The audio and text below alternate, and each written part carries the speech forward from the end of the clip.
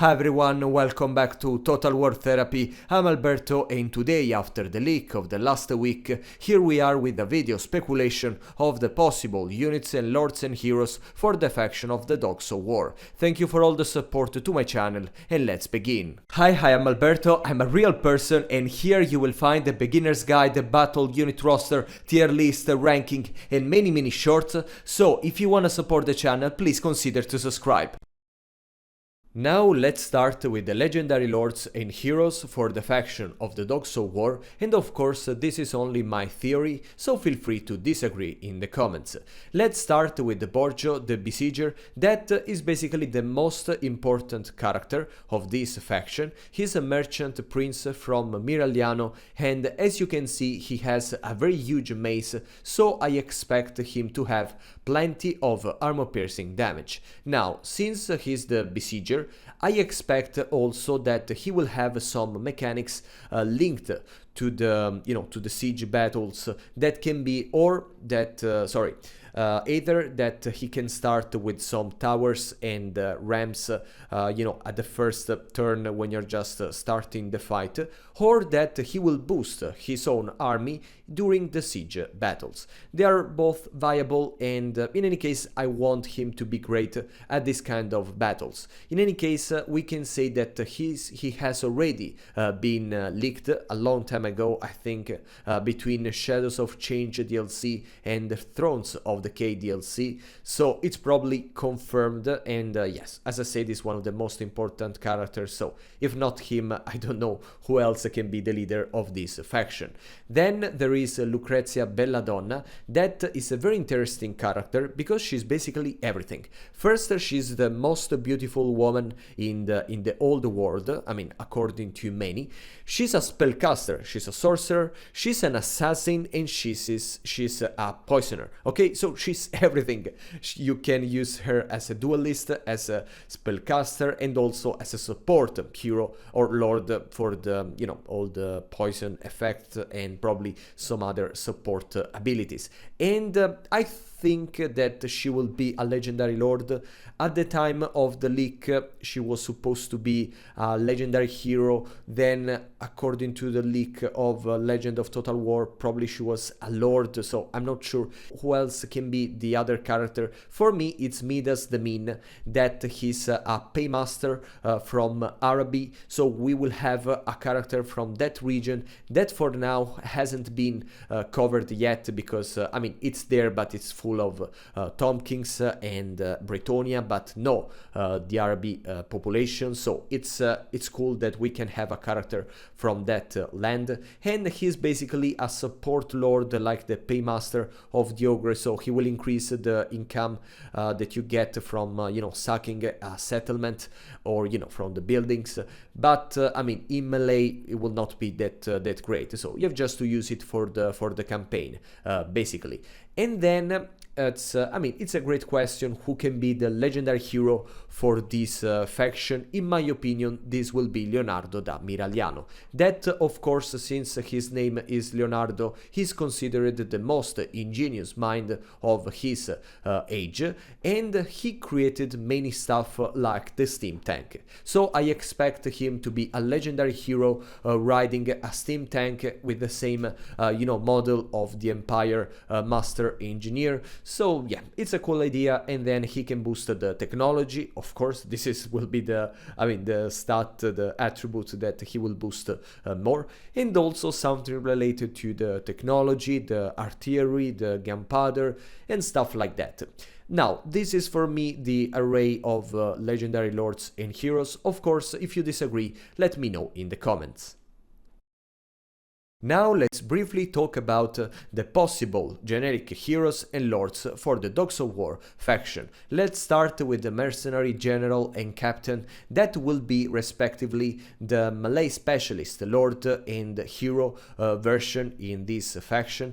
And I don't expect something particularly special from them. They will be just the very generic melee specialists that they can boost their own stats or also the abilities of the army itself.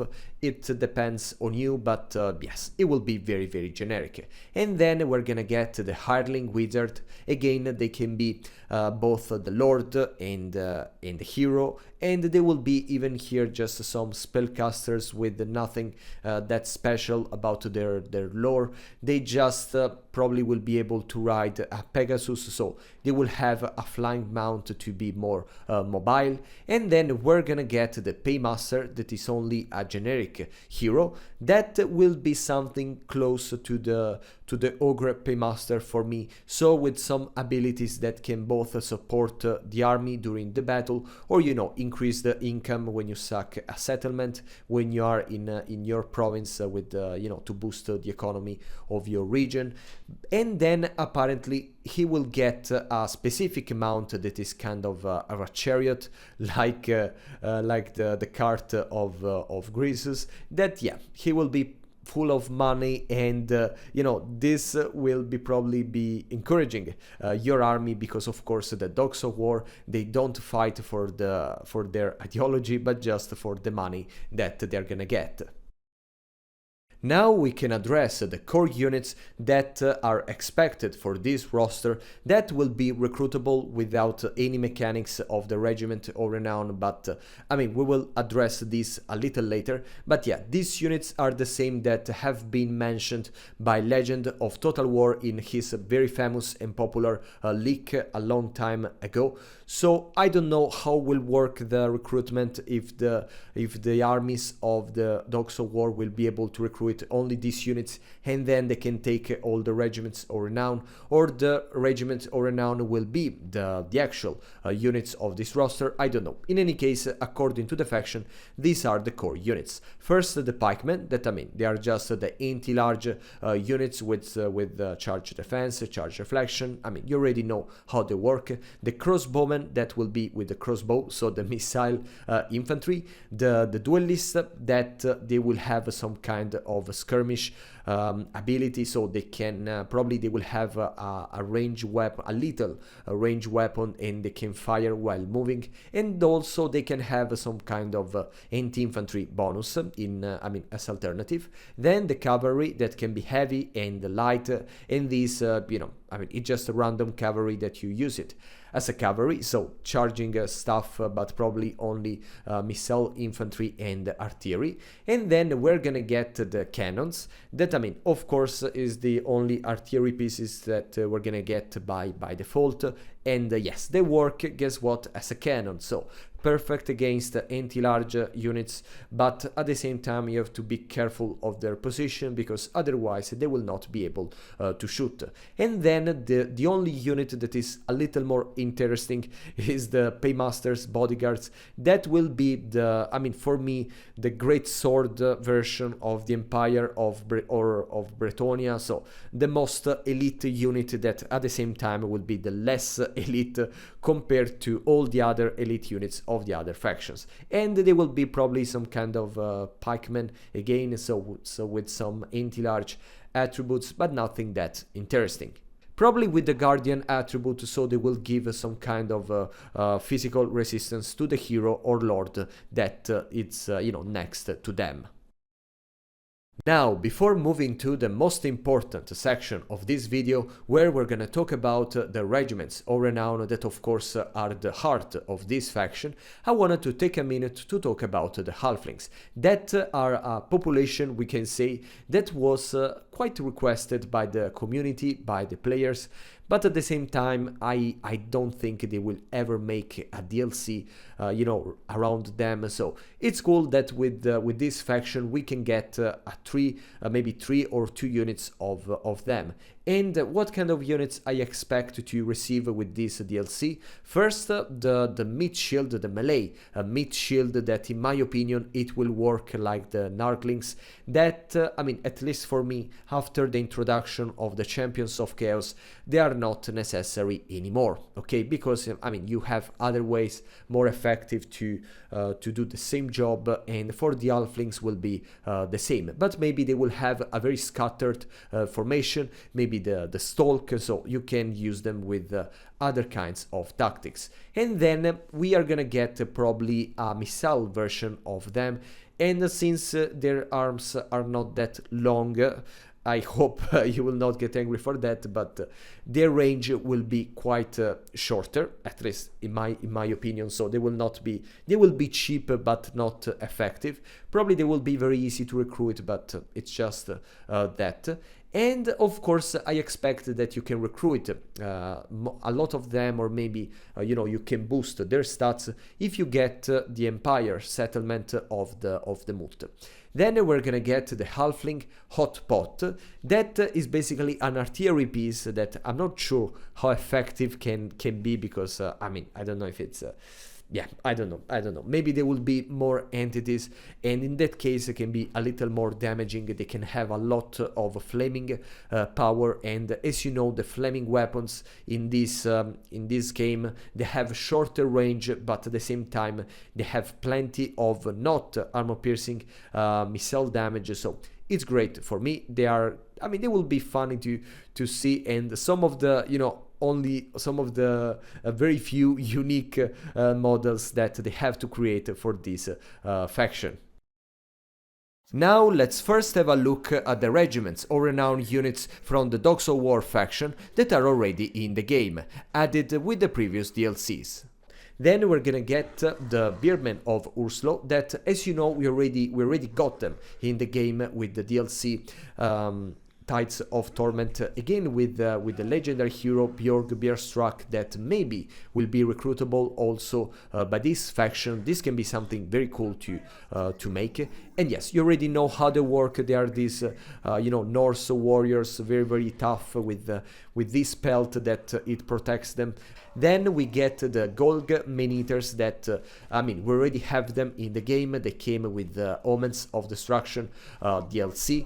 And this is not a regiment or renown like the Birdmen of Urslo, so I don't know how they will implement them in the game, but they will be, of course, you will have the chance to recruit them in this faction, and but not probably Golg himself, because unlike Bjorg, he's a legendary lord, so you cannot just steal his faction, but we can never know.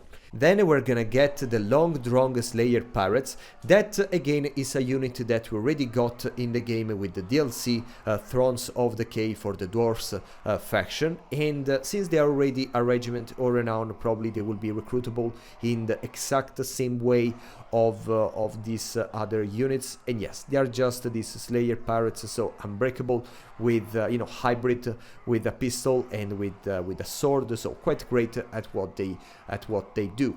Then we have the Ogla Khans Wolf Boys. That is another regiment or renown that we already got in the DLC the Forge of the Chaos Dwarfs, that are basically a cavalry of hobgoblins that are riding wolves. That they are a hybrid unit, so both with a bow and with the shield and a little spear.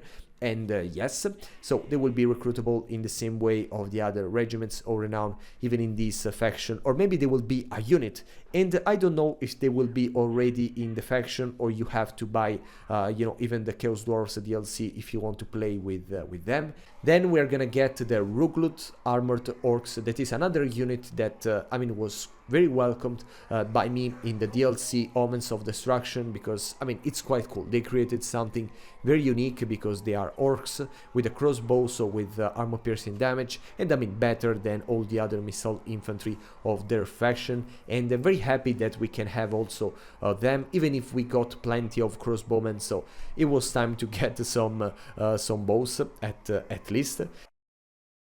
Finally, here we are in the best part of the video, where we're gonna talk about all the regiments or renown of this faction. Probably not all, because there are so many, and soon I have to go to the doctor because apparently I have an allergy to the heat. I know that this is weird, but my mother always said that I'm a special guy, but I just didn't expect it in this way. But I want to give you some ideas of how these units can be implemented in the games, with all the stats, the abilities, and so on. Let's start with with Al-Mukhtar Desert Dogs that will be a cavalry of Arabian raiders. And as I said, for Miad the Min, this is good because, I mean, it's crazy that we always got this land of the desert of Araby, but without the population of the Araby itself, you know, living there. So they will probably have some boost in the desert, maybe the stalk in the desert, because, you know, they can hide in the sand wind or something like that. And probably they will have a poison effect. They will be quite fast, maybe with the frenzy attribute, and in any case I think that the model will be very, very cool. Then we're gonna get Asarnil the Dragon Lord. Now, this for me can be a regiment or renown. I know that these are already regiments or renown, but in case these regiments or renown will be the actual units, I expect Asarnil the Dragon Lord to be, guess what, a regiment or renown. So you can recruit just one of them because, of course, is a lord. He's the leader of the Dragon Riders and the Dragon Lords, so maybe there can be a unit of dragons, but in that case it can be too much. I mean, this game is already overpowered. The last thing that we need is, you know, a unit made of different dragon riders, so please no. And in any case, he's a high elf that, I mean, joined the Dogs of War, and yes, I mean, we can expect just to have a breath ability and the causing terror, scaling skin, and so. Then the Birdmen of Catrazza, that will be one of the very few unique models that they will have to make the animations, because all the other stuff are quite generic. We already get the animations in the game, but of these probably not. And this is a cool unit because they are flying warriors from Tilea, and they can fly across the battlefield, as you can see, because they have these wings made probably by Leonardo. I mean, if I know that guy, and they will have these crossbows, so I expect them to have a lot of armor piercing damage. Now, for me, this will be one of those weird units that are cool to see but very hard to use in the battlefield. Very, very vulnerable to the missile attacks of the enemy, very bad in melee. So if there is another flying unit, they will they cannot stand a fight, but in any case they are quite cool, so I really want them to be in the game.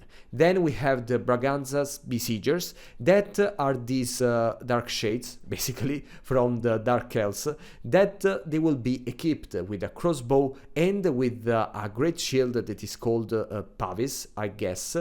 And yes, this shield will boost their protection from a missile attack, and they will be also very great with their crossbows, so they will probably have a lot of armor piercing damage. So basically the Dark Shards that, I mean, let's be honest, they are some of the best units of the Dark Elves, and I mean, in the Dark Elves roster there are the Shades, there are the Medusas, so it's a great status.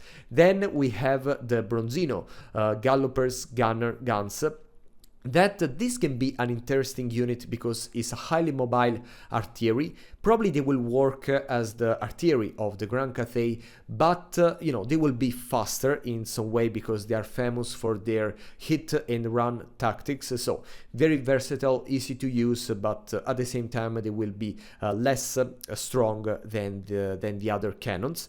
Then we're gonna get the Fen Beast. That is a unit that many were expecting for Norska in the last DLC, Tides of Torment, but we didn't get them. That are these elemental beasts, so they will have the elemental attributes, so when they start to lose leadership, they will go down with that, but at the same time they will be not exposed to the terror, to the fear, and so on. They will be full of mud, so probably they will have the poison effect that will reduce the stats of the enemy, and I don't know how they can fit this roster. They will be a kind of Forsaken unit with a lot of heavy damage, but not armor piercing at least, and with the poison effect as a support.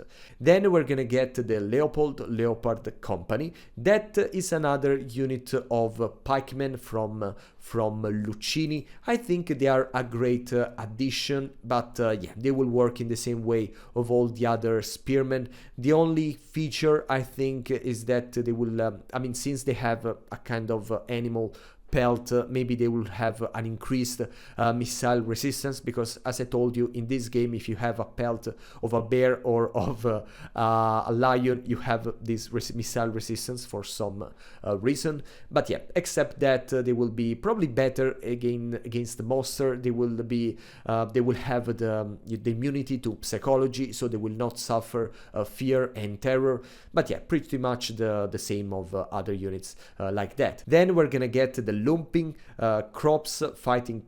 I cannot say this word, but they are basically some halfling from the moot that, yes, I mean, I don't think they will be that special, just better than the generic halflings with some special abilities, maybe, just maybe. And then we're gonna get the marksmen of Miragliano, that in this case they are just crossbowmen, okay, so probably better than the generic crossbowmen of the basic roster of the Dogs of War, but I mean, not like the Besiegers, so yeah, something in the middle. But I don't know, maybe, you know, they will want to make them a little more special, adding some flavor with another ability or contact effect, for example. Then we're gonna get the Nightmare Legion. Now, I wanted to show you this unit just because, I mean, I wanna tell you that even the undead skeleton warriors can be recruitable by the Dogs of War. I know this is crazy because they are, I mean, a dead faction, I mean, from the dead category, but yes, I mean, it's possible in this world. I just don't think they fit very well I mean, I don't think they can add something that special to your army of Dogs of War. Then we're gonna get the Pirazzos Lost Legion. That is another unit of pikemen, but this time equipped also with a crossbow. That is something quite unique. We have, you know, anti-large infantry with the bow, for example, in the High Elves roster, and yes, but I mean, not with the crossbow and the spear. So it's something great, and yeah, this will be probably one of my favorite units. I will make a doomstack of them, so great.